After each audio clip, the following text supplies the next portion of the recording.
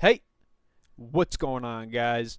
My name is Joey, and welcome back to another video here on my channel. Today, we're going to be talking about the winner of the most recent poll voted for by you, the viewers. I just want to thank all of you who voted for the showcase for this video. We had over 600 people participate in the polls.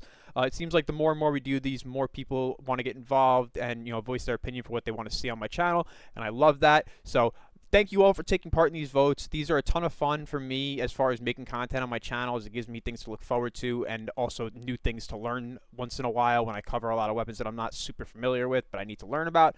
So thank you guys for taking part in this, making this super fun for me, and I hope it's fun for you guys as well. The weapon we're going to be covering today is going to be the Fulmin Prime. I do have two builds for you guys today. Now, the weapon, the way it functions, it almost feels as if it wants to be built a certain way. I've tried many different types of builds over the last day or so, last 2 days, just trying to figure out what feels good to use on this weapon. And I do have two very strong builds for you today, but super unique probably wouldn't be the word that I would use as far as these builds go. It's more of like a common sense build. So sit back, relax, enjoy. We're going to hop right into the first build right now, and I'll have chapters down below if you guys want to jump around and figure out what you want to see. So sit back, relax, and enjoy.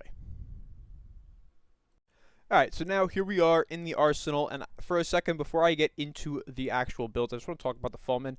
Now, the Fulmin is a weapon that is a long-standing, I wouldn't say favorite, but well-liked weapon in the community. It's been something that people have been using for quite some time. It's a very powerful weapon. It has access to multiplicative gunco. It also has innate 3 meters of punch-through on the semi-auto shot, which is what we're going to be focusing our builds around today.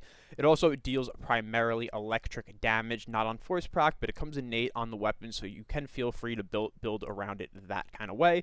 But as far as the first build that I have for you guys today goes, it's going to be a pure status damage build involving electric and involving slash. Now, we're going to be able to get the slash out of the forced impact procs that we're going to get out of the semi-auto fire that this weapon has access to.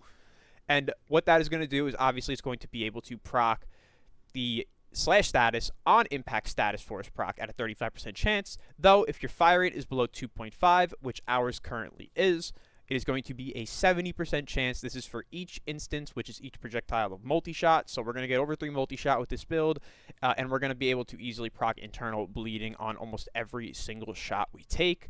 Now, this is going to provide us with significant slash damage benefits, as well as the fact that we do kind of anchor our electric damage here on the bottom to go with the innate electric damage that this weapon has. As you can see right here, it does have innate electric damage. I took the mod off, not to put it back on. It's just going to bolster it a bit more, just so we can get some more value out of the electric status. Now, we do have galvanized chamber on here for multi-shot stacking, and we do have galvanized aptitude on here, as this is going to be multiplicative to our base damage sources. Our main source of base damage is going to be primary bulwark. I am using primary bulwark because with a status damage build like this, it can be a bit annoying getting those headshots to stack deadhead, though the weapon does have multiplicative gunco, so you can manage with it quite easily. Though for me, personally, I would much rather just have that instant value that I'm going to get out of bulwark, and all I have to do is play something that I really like, such as Garuda. So if you guys wanted to do this, you could. If you wanted to just go for Merciless or Deadhead, that's also totally fine. You guys make your own choices here, but just you want base damage in this slot because there is no base damage anywhere else on the build, and we need it to make good values out of things like our elemental damage bonuses towards the multiplicative damage bonus. So base damage goes in here, just so you know I am using primary bulwark. We also have critical delay on here for critical chance. This is going to take us up to 90% CC. And we are going to be using vital sense. Vital sense is going to be giving us our critical damage percent, which is going to be taking us up to 6x with tenacious bond. As well as we have prime Bangerneer, so our status damage dots can double dip, and we have our status damage, separate status damage multiplier and rifle elementalist here, also for that electric damage and the slash damage, so we can make the most out of our dot ticks. Now, I'm going to take this build over into the simulacrum and give you a bit of a showcase on the kind of status damage this weapon can do. It is quite significant, as well as the initial damage still being quite significant, and I'll go over all that so you guys can see how this functions. Alright, so here we are now. We're in the simulacrum. Like I said, we're going to be going over the Fulmin build. Here's a look at the build just so you guys can see it is the same setup I was just going over with you. Now, what I'm going to be doing here is I'm going to be spawning in these Manic Bombards, level 230 SP units. And I'm just going to give you guys kind of an idea of how this weapon feels from start to fully set up. So, you're going to notice right away. Now, keep in mind, these are extremely powerful enemies, that it does do damage, but, you have to shoot almost the entire magazine really just to get one enemy down. Like I said, keep in mind, these enemies are projecting level cap trash. But you can see, now that we kind of have our stacks up, we get an enemy like this with some Prime from Ardariga on it, and, you can just one-shot it, and it'll take over 2 million in, tick damage from the Slash. And not only is it going to take that ridiculous amount of slash damage, it's also going to be taking electric damage on top of that. And now this is what I was saying too about the multiplicative gun co. So you can see here we have 2 stacks of galvanized aptitude, and we do have our primary bulwark base damage up. To be able to see if I fully prime this enemy, and then I shoot, you can see I still one-shot that enemy, and that enemy, and that enemy, all because the multiplicative gun co is already allowing this weapon to hit for millions of damage. Now, the really nice thing about this is, for some reason, if you shoot an enemy, which there will be cases, because enemies do have more than 2 million HP in a lot of scenarios in the game nowadays, where you'll shoot the enemy and they won't, go down or whatever the situation may be, but the splash damage and the electric damage ticks are going to be so significant that there's not really going to be much that they can do. You can see I even body shot right here, and, they're just taking nice slash ticks. The first enemy was primed, the back 3 were not, and you can still see how much damage they end up taking, even with no prime in front of it to get that multiplicative gun co going. So, you get the multiplicative gun co in front of it, and then you could really just see the weapon is going to do so much dot damage, so you don't really need to spam fire it all that often. It does have that innate punch through, so you don't need things like shred on this build. If you wanted to run something like reinforced bond, I'm not running reinforced bond. The fire rate looks like this. This is the full fire rate with me holding down the button. So if you guys wanted to run reinforced bond, you could run that too, but you can kind of see the way I designed this build with the amount of damage that it will be able to deal, especially to enemies in a straight line with the dot ticks and everything above. You're not really going to have any issues. So this is something that I would definitely recommend if you guys are looking to lean more towards a status style on this weapon. It works very, very well, and I would certainly feel confident about taking this into high-level missions and needing to deal with high-level trash enemies. If you guys want to swap your bane out, you could just choose what you want to put here. Maybe go for more crits. You could get over that 100% critical chance threshold, and you can get those orange crits. Could be a good idea, but for me, with the amount of status damage this deals, there's no way I'm dropping the bane off. So we're going to hop back into the ship, and we're going to talk about the second build that I have for you guys today. Alright, so here we are, we're back in the Orbiter, and I said I just want to talk about this build a little bit before I hop right into actually showing you it. So the weapon does feel as if it wants to be built a certain kind of way, and you're really going to get the most value out of the semi-auto fire mode on this weapon. So we're still going to be abusing things like the multiplicative gun co, and we're still going to be abusing things like the critical chance and critical damage. But instead of just opting for a raw flat damage build, I decided to opt for another slightly status-based build, though it's still going to be a hell of a lot of initial damage on this build. Now, this is what I was talking about before, where since I'm more so aiming for flat damage values and I'm not aiming for dot ticks necessarily, I don't go for a Bane on this build, and instead I do go for Galvanized Scope. Now, we still have Chamber and Aptitude in the same locations. We have Rifle Elementalist on here still, as this is going to increase the blast damage and the electric damage, though mainly this is focused around the blast damage. We have our Blast 60/60s to make blast right here. We also have Critical Delay and Vital Sense right here for critical chance and critical damage, as well as Terminal Velocity for that fall-off range, and then Bulwark once again. Run a base damage arcane of your choice in this slot. Now, the main idea for this build is this one's going to be slightly more AoE due to the fact that we have Blast. And I'll show you guys kind of how that works when we actually get into the Simulacrum. Now, it does still do significant amounts of damage to high-level enemies, and I will be showcasing this on Manix.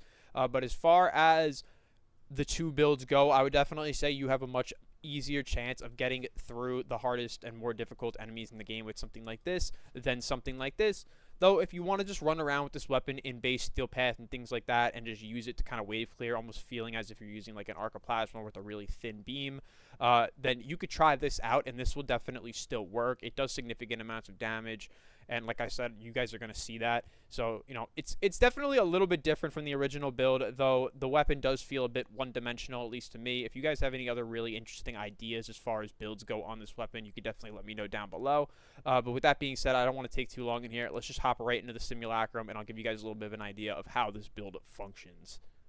Alright, so here we are back again in the simulacrum. Just so you guys know, same exact build here that I just went over with you is what we're going to be covering here in the sim right now. So what we're going to do is we're going to start with some heavy gunners just so we can get the weapon going. Now you're going to notice right off the bat that the weapon doesn't really do any damage. You know, the weapon desperately needs its multiplicative stacks to really do damage, or it needs priming in front of it to at least help get it going. Now once you get it going, now you have the blast AoE procs, and you can kind of see what the blast will do to these enemies. You know, it's going to tick them for millions of damage because it scales off of base damage values. So it's going to be really, really powerful. And you can kind of see you're able to delete an entire pack with one shot. You know, it's a super thin shot. So, you know, you can see how it works on the heavies. I just wanted to kind of get it going with the heavies here. Now, I'll pull out the Manic Bombards so you can kind of get another idea of how it feels. Now, the Manic Bombards are going to be obviously a lot harder to kill, but you're going to be able to see just 2-3 shots here, and we're able to take out that enemy. Yes, he is primed by my Doriga, but I did not use my secondary to prime that with even more prime. If I wanted to use my secondary, it would be even more damage, something like this. 5.2 million on just the electric proc there. All you're doing is looking for that blast proc, so when you kill the enemy, the blast proc will detonate, and it will deal damage to enemies around them.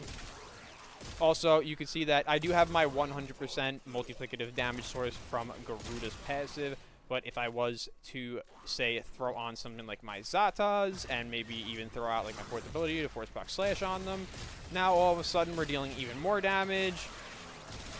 And the blast feels even better, so you guys can buff it around how you want to buff your Warframes, however that may be. You can see that we got over 2 million damage, void damage tick there from Zatas. So there's definitely ways you can go about it, but I would highly recommend that you bring like a Hound or Doriga or something in your back pocket to help you with a bit of priming for those more difficult enemies.